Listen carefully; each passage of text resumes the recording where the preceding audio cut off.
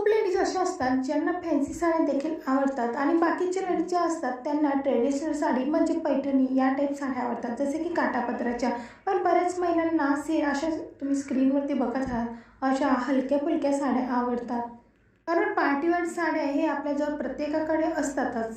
मी तुमच्यासोबत नवीन नवीन catalogue share करत असते. जर तुम्ही अजूनपर्यंत चॅनलला सबस्क्राईब केलं नसेल तर आता सबस्क्राईब करून घ्या आणि साड्या बघायच्या असतील तर चॅनलवरती जाऊन तुम्ही बघू शकता.